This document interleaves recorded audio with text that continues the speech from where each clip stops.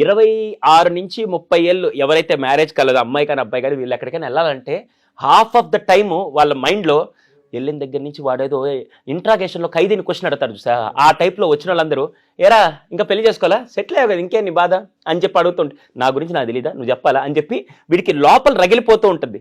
కానీ స్టిల్ ఆ pressure తట్టుకోలేడు. 25 or 28 లోపల మీకు మ్యారేజ్ అవ్వకపోతే రేపటి రోజున మళ్ళీ బయలాజికల్ సైకిల్ మొత్తం మారిపోయి ఆ టైంలో మీకు ప్రెగ్నెన్సీ రిలేటెడ్ ఇష్యూస్ కానీ ఫర్టిలిటీ ప్రాబ్లం రావడం, దాని ద్వారా మళ్ళీ మీరు ఆ కాన్సిక్వెన్సెస్ అంతా ఫేస్ చేయాల్సిన అవసరం ఇక్కడే ఉంటుంది. ఏమవుతుంది సార్ అసలు ఇదంతా పక్కన పెడితే ఫిజికల్గా బయలాజికల్ సైకిల్ పక్కన పెడితే సెకండ్ మోస్ట్ ఇంపార్టెంట్ ఏమవుతుంది తెలుసా, చదువు ఎప్పుడైపోతుంది సార్ నాగరాజ్ గారు? పీజీ అయ్యేటప్పటికి 21 to 23 పెట్టి అంతే 23 అయిపోతుంది. ఒకవేళ గట్టిగా మాట్లాడితే ఒక 2-3 సంవత్సరాలు వర్క్ చేద్దాం అని చెప్పి అనుకుంటే, అలా కాకుండా 32 దాకా పెళ్లి చేసుకోలేదు అనుకుందాం. 32 దాకా ఒక అమ్మాయి పెళ్లి చేసుకోలేదు. 22వ సంవత్సరం 23వ సంవత్సరం నుంచి 32 వరకు ఎంత టైం మొత్తం? 10 ఇయర్స్ తను సంపాదిస్తూ 10 ఇయర్స్ తనకంటూ ఒక ఇండివిజువల్ స్పేస్ తనకంటూ, ఇది నేను కేవలం అమ్మాయినే కాదు మామూలు జనరల్ సీనియర్ మాట్లాడితే కూడా ఒక లైఫ్ స్టైల్ చూసేసి తన సంపాదనతో తనకు కావాల్సిన వస్తువులన్నీ కొనుక్కొని తన సంపాదన తను బ్రతకడం మొదలుపెట్టి తన సంపాదన ఎవ్వరి మీద డిపెండెంట్ లేకుండా తనే ఇండివిజువల్గా బ్రతకడం మొదలుపెట్టిన తర్వాత రేపు మ్యారేజ్ అయిన తర్వాత చిన్న కాన్ఫ్లిక్ట్ రాగానే ఆల్రెడీ చాలా చూసాను నువ్వు లేకపోతే నేను బతకగలుగుతాను అనే స్టేజ్ వచ్చేస్తే ఏమవుతుంది?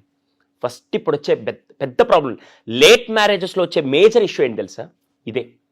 ఇద్దరు ఇండివిజువాలిటీ అని ఒక టర్మ్ తీసుకొని నేను చేయగలుగుతాను నేను బతకగలుగుతానని చెప్పి ఇంతకుముందు మ్యారేజెస్లో ఏమైంది తెలుసా, పెళ్లి చేసుకున్నాక ఈయన నీ భర్త ఈవిడ నీ భార్య అని చెప్పి మామూలుగా మనం ట్యాగ్ చేసినప్పుడు ఆ డిపెండెన్సీలో అడ్మిరేషన్ ఉండేది. ఓకే నేను ఈయన కోసం ఉన్నా ఈయన నా కోసం ఉన్నారని చెప్పి ఒక కైండ్ ఆఫ్ బాండింగ్ ఉండేది. ఒకవేళ ఏదైనా కావాలంటే నేను అడుగుతాను లేకుంటే చేసుకుంటాను మళ్ళీ అలా అడ్జస్ట్మెంట్స్ అన్ని నేచర్ ఉండేది. ఎందుకు?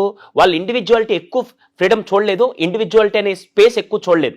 గ్రాడ్యుయేషన్ అయిపోయింది, ఒక 2 yearsలో నేను కొద్దిగా సెటిల్ అయ్యే లోపల పెళ్లి చేశారు, నేను చేసుకున్నానని చెప్పి ఒక కైండ్ ఆఫ్ మెచ్యూర్డ్ బాండింగ్ స్టేజ్లో ఉండేవాళ్ళు. ఇది మెచ్యూర్డ్ బాండింగ్ కాదు, నెక్స్ట్ లెవెల్ బాండింగ్. ఇది డైరెక్ట్గా ఇండివిజువల్ అయిపోయిన తర్వాత ఒక్క మాట అంటే హలో 10 ఏళ్ళ నుంచి మా బాస్ పడితే నేను పడలా, నువ్వు చెప్తే నేను పడేది అనే స్టేజ్లో ఇద్దరు అలా అయిపోతారు. ఫస్ట్ ప్రాబ్లం ఏంటి తెలుసా, ఇండివిజువాలిటీ అనే టర్మ్ తీసుకొని వచ్చి ఆ ఏజ్ డిఫరెన్స్ పెరిగే కొద్దీ ఇండివిజువాలిటీ అనేది వాళ్ళిద్దరిని రూల్ చేయడం మొదలు పెడుతుంది. అదే ఫస్ట్ ప్రాబ్లం. అప్పటికే 30 years అంటే అన్ని చూస్తుంటారు, ఇంకా అన్ని చూసేస్తుంటారు. హానెస్ట్ చెప్పాలంటే అన్ని ప్రపంచాన్ని మొత్తం జనాల్ని డిఫరెంట్ మైండ్ సెట్ని అన్ని చూసేస్తుంటారు. ఇప్పుడు ఆ టైంలో ఎలా ఉంటుంది, ఒకళ్ళు ఇక్కడ ఏదైనా చిన్న ఇష్యూ వస్తే ఇంతకుముందు అడ్జస్ట్ అవుదాం సర్దుకుపోదాం ఇలాంటి డైలాగ్ అన్నీ లేకుండా ఏమవుద్దా వదిలే నువ్వు చేస్తే నేను బతకడం ఎందుకు, నాకే 3 లక్షల జీతం వస్తుంది నువ్వు చేసేది ఏముంది పెద్ద అంటే మనీ ఫ్యాక్టర్ ఎక్కువైపోయి రిలేషన్ ఫ్యాక్టర్ తక్కువైపోతుంది. ఎప్పుడైతే ఈ మనీ ఫ్యాక్టర్ ఎక్కువ అవుతుందో రిలేషన్ ఫ్యాక్టర్ తక్కువ అవుతుందో అప్పుడు ఇంకా మ్యారేజ్ అనేది ఎక్కడ సస్టైనబిలిటీ ఉంటుంది? That is the reason.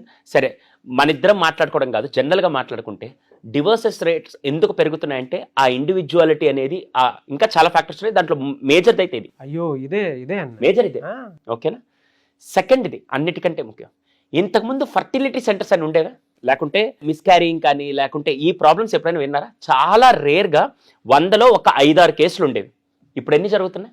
ఎందుకు అంటే ఒక బయలాజికల్ సైకిల్ డిస్టర్బ్ అయ్యి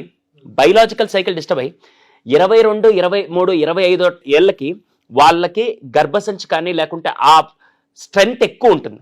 ఎప్పుడైతే స్లోగా మూవ్ అవుతూ 30 yearsకి 35 yearsకి వస్తే బిడ్డని క్యారీ చేయడం కానీ బిడ్డని కనాలన్నా కూడా ఆ సైకిల్ అప్పటికే మారిపోయి ఉంటుంది.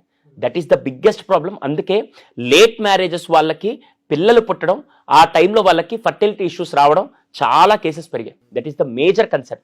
సెకండ్ ఇది అన్నిటికంటే ముఖ్యం ఏంటి తెలుసా, అస్సలు భయంకరమైన ప్రెషర్ ఏంటి తెలుసా, ఎక్కడికైనా బయటకు వెళ్తే నాగరాజ్ గారు పెళ్ళిగాల ఇంకా ఎప్పుడు పప్పన్నం పెడుతున్నాం ఇదే డైలాగ్. ఫస్ట్ డైలాగ్ ఏంటి తెలుసా, అప్పుడు మీరు 2-3 సార్లు ఇవన్నీ విన్న తర్వాత మీకు ఎలా ఉంటుంది, ఇంకోసారి నన్ను ఏదైనా ఫంక్షన్ పిలిస్తే నేను రాను, వచ్చిన దగ్గర నుంచి వాళ్ళు వచ్చి నన్ను అడగతా ఉంటే నేను ఏడొస్తాను, నేను రానుపో. ఇది నేను మా మమ్మీకి చెప్పాను సార్.